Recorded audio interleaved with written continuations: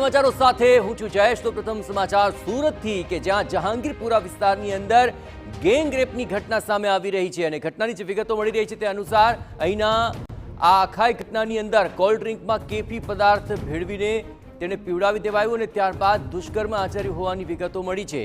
ડુમસ ફરવા લઈ જવાના બહાને યુવતી પર બળાત્કાર ગુજારવામાં આવ્યો। गौरव અને આદિત્ય નામના બે શખ્સો વિરુદ્ધ ફરિયાદ દાખલ થઈ છે। આરોપી આદિત્ય ઉપાધ્યાય બીજેપી યુવા મોરચાનો વોર્ડ નંબર 7નો પૂર્વ પ્રમુખ રહી ચૂક્યો છે અને આખી ઘટનામાં આ બંનેને પકડી પાડી અને તેની વિરુદ્ધ કાર્યવાહી કરવામાં આવી છે। જહાંગીરપુરા વિસ્તારમાં આ ગેંગરેપની ઘટના સામે આવી।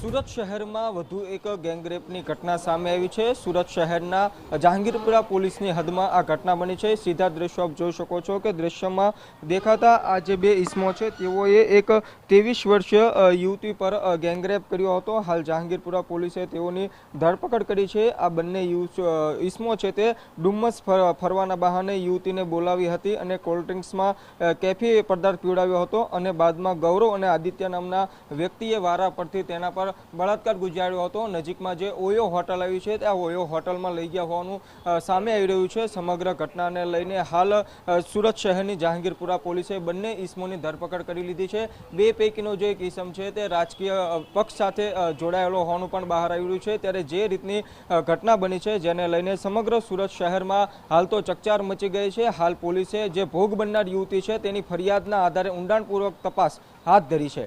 कैमरामैन संजय साथे मेहुल भोकड़वा, TV9 सूरत।